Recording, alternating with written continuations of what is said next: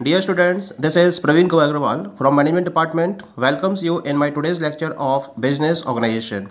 In today's lecture, we will discuss upon the topic Advantages of Cooperative Enterprises. जैसा कि previous lecture में हमने cooperative enterprise की definition को डिस्कस किया था, इसके बेसिक फीचर्स, बेसिक प्रिंसिपल्स को डिस्कस किया था। आज के लेक्चर में हम डिस्कस करेंगे कि कोऑपरेटिव एंटरप्राइजेस के क्या क्या मेन एडवांटेजेस हैं।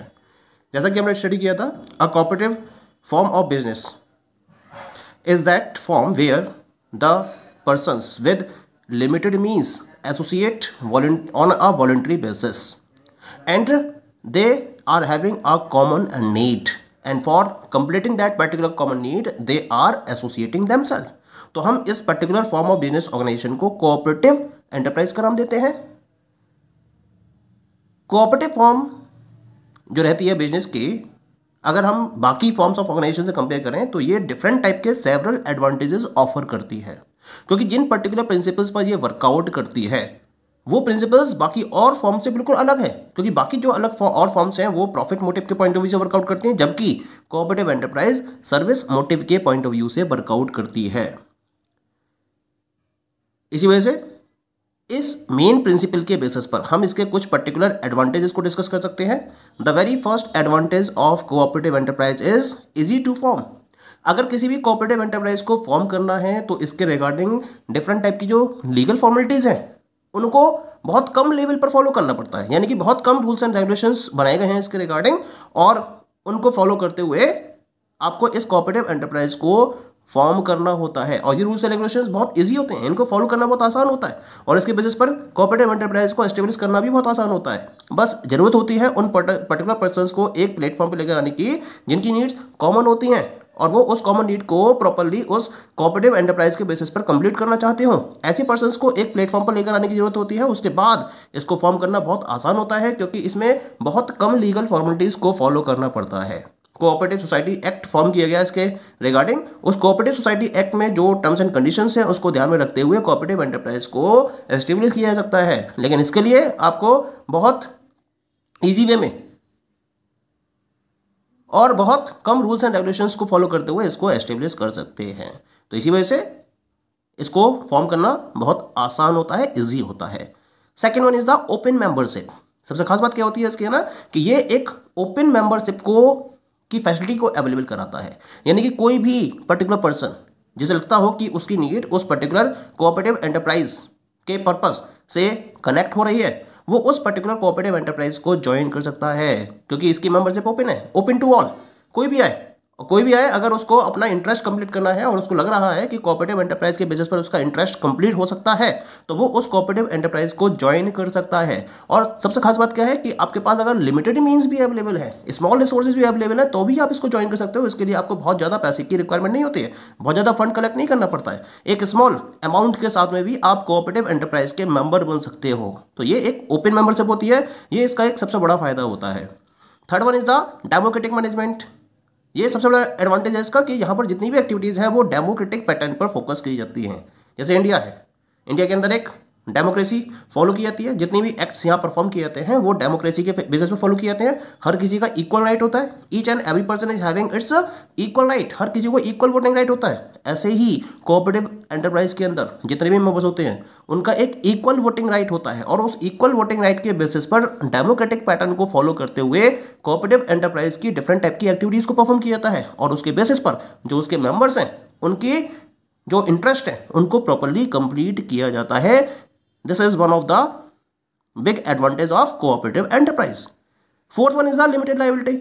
जो कोऑपरेटिव एंटरप्राइज होते हैं उनकी लायबिलिटी कैसी होती है, लिमिटेड होती है, यानी जितने मीन्स के साथ में वो कोऑपरेटिव एंटरप्राइज को ज्वाइन करते हैं केवल उस पर्टिकुलर मीन्स तक की उनकी लायबिलिटी होती है, उससे ज़्यादा की उनकी लायबिलिटी नहीं होती है। तो ये सबसे बड़ा फायदा रहता है कि आपको अगर कोऑपरेटिव एंटरप्राइज को क्लोज भी करना पड़ जाए तो भी उस केस में आप लिमिटेड लायबिलिटी के साथ में कम रिस्क के साथ में इसको ज्वाइन कर सकते हो। ठीक है। Next one is the stability and continuity. क्योंकि कोऑपरेटिव एंटरप्राइज का एग्जिस्टेंस इसके मेंबर के एग्जिस्टेंस से बिल्कुल अलग होता है। कोऑपरेटिव एंटरप्राइज को एक सेपरेट लीगल एंटिटी के तौर पर सेट किया गया है, एस्टेब्लिश किया जाता है। ठीक है। और आई लॉ के पॉइंट ऑफ व्यू से या लॉ के आई में it is a separate legal entity. तो इसी वजह से इसकी स्टेबिलिटी क्या होती है, मैक्सिमम होती है। जिस तरह से जॉइंट स्टॉक कंपनी की stability long period of time तक मेंटेन रहती है। इसी तरीके से कोऑपरेटिव एंटरप्राइज की जो स्टेबिलिटी है वो लॉन्ग पीरियड ऑफ टाइम तक मेंटेन रहती है, जब तक कि इसके ऑपरेशंस को क्लोज ना कर दिया जाए। जैसे कि कंपनी है, कंपनी के ऑपरेशंस को जब तक वाइंड अप ना कर दिया जाए तब तक कंपनी अपने ऑपरेशंस को कंटिन्यू रख सकती है। तो इसी वजह से यहाँ स्टेबिलिटी का कॉन्सेप्ट रह जाता है और इसके ऑपरेशंस में एक कॉन्टिन्यूटी भी इन्वॉल्व रहती है। ये इसका एक एडवांटेज रहता है। Next one is the economic operation. इसके ऑपरेशन कैसे होते हैं? दे आर वेरी इकोनॉमिक, क्योंकि यहाँ पर लार्ज वे में कोई भी पर्टिकुलर अगर डीलिंग फॉलो होती है, गुड्स को परचेज किया जा रहा है या फिर जो भी फैसिलिटीज़ अवेलेबल कराई जा रही है मेंबर्स के लिए, वो कलेक्टिव वे में फॉलो की जाती हैं। और जब आप कलेक्टिव वे में गुड्स को परचेज करते हो, रॉ मटेरियल को परचेज करते हो, या फिर आप डिफरेंट मेंबर्स को कलेक्टिव बेसिस पर उनकी नीड्स को कंप्लीट करते हो, तो रिलेटिवली जो कॉस्ट होती है वो कम रहती है। तो यहाँ जो ऑपरेशंस है वो इकोनॉमिक बेसिस पर परफॉर्म किए जाते हैं, यानी कि कॉस्टिंग कम से कम आती है ऑपरेशंस को परफॉर्म करने में। ये इसका एक एडवांटेज रहता है। इसी वजह से उस पर्टिकुलर इकोनॉमिक ऑपरेशन की वजह से आप क्या कर सकते हो? मेंबर्स के इंटरेस्ट को प्रॉपर्ली कंप्लीट कर सकते हो। Next one is the cheaper and better commodities. क्योंकि ऑपरेशंस को इकोनॉमिक वे में परफॉर्म किया जाता है तो यहाँ पर कॉस्ट क्या होती है? बहुत कम रहती है। यानी कि अगर मैं बाकी और कमोडिटीज के मार्केट प्राइस के को कंपेयर करूं तो इस केस में कॉस्टिंग बहुत कम होती है, जिसकी वजह से जो कमोडिटीज इन कोऑपरेटिव सोसाइटीज़ के बेसिस पर अवेलेबल कराई जाती हैं वो बहुत सस्ती होती हैं और गुड क्वालिटी की होती है। तो ये भी एक एडवांटेज रहता है। अगर चीपर एंड बेटर कमोडिटीज़ की अवेलेबिलिटी करनी है तो कोऑपरेटिव एंटरप्राइज को ओपन किया जाता है। मान लीजिए एक पर्टिकुलर कंपनी है, हाउसिंग सोसाइटी बनाई है उसने ना, एक हाउसिंग कोऑपरेटिव सोसाइटीज़ को डेवलप किया गया। तो वो हाउसिंग कोऑपरेटिव सोसाइटी करेगी, कलेक्टिव वे में ज़मीन को परचेज करेगी, एक लार्ज क्वांटिटी में ज़मीन को परचेज करेगी, तो ऑब्वियस है उसको कम रेट में वो ज़मीन मिल जाएगी।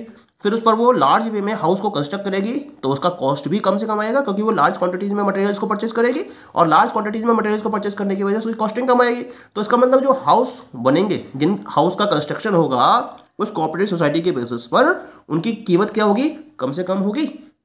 अगर हम इंडिविजुअल बेसिस पर बात करेंगे तो वो बहुत महंगा घर बनेगा, लेकिन अगर कोऑपरेटिव सोसाइटीज़ के द्वारा हाउस को डेवलप किया गया है तो उसकी कॉस्टिंग बहुत कम आती है। तो इस तरीके से बेटर क्वालिटी के साथ में चीपर कमोडिटीज़ को या चीपर रेट पर कमोडिटीज़ को अवेलेबल कराया जा सकता है with the help of the cooperative societies.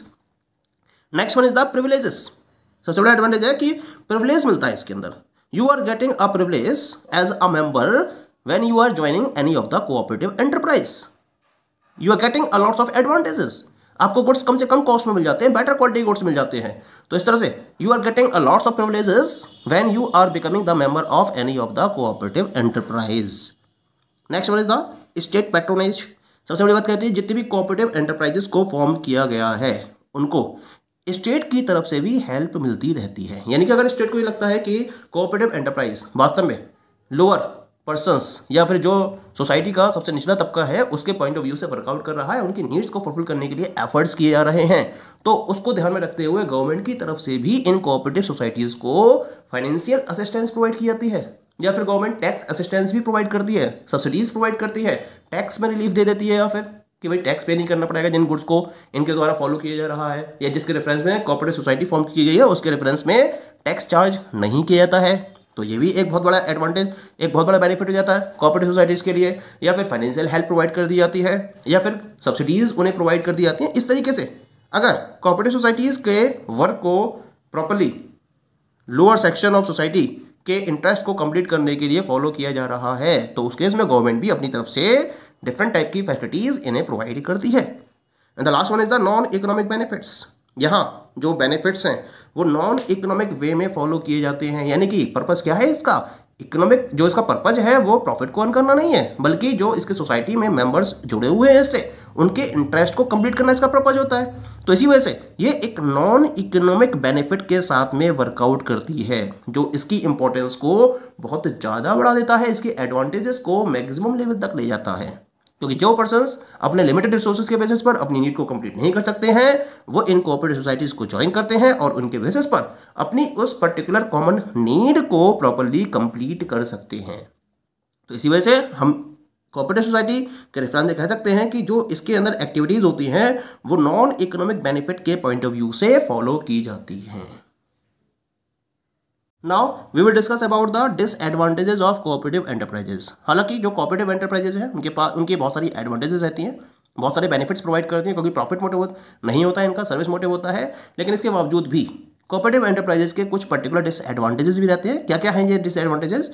The very first one is the limited resources, क्योंकि इसमें जो मेंबर्स ज्वाइन करते हैं वो लिमिटेड मीन्स के साथ में ज्वाइन करते हैं, यानी कि जिनके पास बहुत कम क्वांटिटी में रिसोर्सेज की अवेलेबिलिटी होती है। तो अगर बहुत ज़्यादा क्वांटिटी में मेंबर्स ज्वाइन हुए तब तो रिसोर्सेज अरेंज हो जाते हैं, लेकिन नॉर्मली ऐसा होता नहीं है। बहुत ज़्यादा क्वांटिटी में जो पर्सन्स हैं, मेंबर्स हैं, वो इससे नहीं जुड़ते हैं, जिसकी वजह से इसके पास रिसोर्सेज लिमिटेड वे में ही अवेलेबल रह पाते हैं, और उसकी वजह से कॉमन इंटरेस्ट को कंप्लीट कर पाना हर किसी मेंबर के पॉइंट ऑफ व्यू से ये बहुत ज़्यादा टाइम ले जाता है।